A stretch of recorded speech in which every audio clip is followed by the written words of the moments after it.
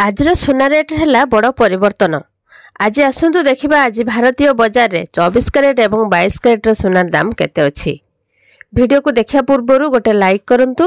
Channel को जदि प्रथम थर आसछन्ति चैनल को सब्सक्राइब करी पाखरे आसुवा घंटी चिन्ह को दबाई ऑल सिलेक्ट करनियंतु, जहा फଳରେ आमे किछि वीडियो पकेबो आपण मान पाखरे पहुंच परिबो सर्वप्रथमे। तेबे आज भारतीय बजार में 24 कैरेटर सुनार दाम 10 ग्राम प्रति 72,600 टंका होइथिबा बेले 22 कैरेटर सुनार दाम 67,990 टंकार अछि। सेहीपरि भुवनेश्वर में आज 22 कैरेटर सुनार दाम 67,280 टंकार पहुंचीथिबा बेले 24 कैरेटर सुनार दाम 73,600 टंका अछि। आज चेन्नई में 22 कैरेटर मूल्य 68,590 टंका थिबा बेले 24 कैरेटर सुनार मूल्य 73,830 टंका अछि। सेहीभଳି मुंबई में 22 कैरेट और 24 कैरेटर मूल्य ह्रास पाइछि, जहाँकि 22 कैरेटर मूल्य 66,800 टंका और 24 कैरेटर मूल्य 72,000 टंका रेकर्ड करा जाइछि। नुआ दिल्ली में 68,440 टंका और 73,650 टंका अछि। पूर्व भारत प्रमुख सहर कोलकाता रे 67,280 टंका थिबा बेले 24 कैरेटर सुनार मूल्य 73,700 टंका अछि।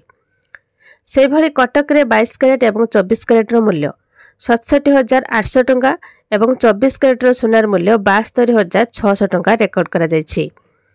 अन्यपटे रूपा दर मध्य वृद्धि होई केजी प्रति 94,500 टंकार अछि।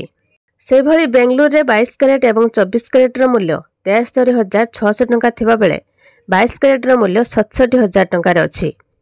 कटक रे आज 22 कैरेट और 24 कैरेटर सुनार मूल्य 68,800 टंका और 24 कैरेटर सुनार मूल्य 73,000 टंकार अछि। बेंगलुरु रे 22 कैरेट और 24 कैरेटर मूल्य 66,400 टंका और 24 कैरेटर सुनार मूल्य 73,650 टंका अछि। देश रे प्रमुख सहर मानकरे सुना दर बढ़ी बढ़ी चली। मुंबई रे 22 कैरेट और 24 कैरेटर मूल्य 68,400 टंका और 74,660 टंका अछि। राजधानी दिल्ली रे सुना दर मध्य वृद्धि पाइछि।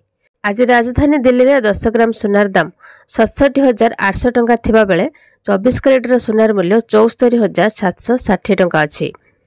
सेहीभଳି आज दक्षिण भारत प्रमुख सहर चेन्नई रे 22 कैरेट और 24 कैरेटर मूल्य वृद्धि पाइछि।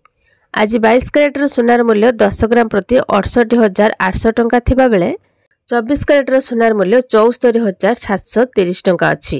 तेबे सुना दर बढ़ी बढ़ी चली।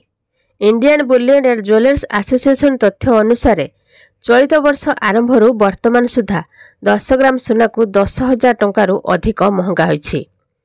तेबे आगामी दिन में सुना और रूपा दर में वृद्धिधारा जारी रहिबो। आसंता वर्षक मध्य सुना दाम 80,000 रु 85,000 टंका पर्यंत जाइपारे। सेहीपरि रूपा किलोग्राम पिछा 1 लाख टंका पर्यंत पहुंची पारे। तेबे सुना मूल्य रे मध्य बहुत वृद्धि घटिछि एवं रूपा मध्य नुआ रेकर्ड स्तर रे सृष्टि करिछि। रूपा सहित घरे बाजार रे सुना मूल्य रे बहुत वृद्धि घटिछि। तो एभली भाबरे सुना एवं रूपा दाम वृद्धि होउछि। आगुकू आहुरी सुना दाम वृद्धि पाइबो। आपण माने केउ जिल्लारु भिडियोटी देखुछन्ती कमेंट माध्यम रे कहिबे आ भिडियो गोटे लाइक कर देबे।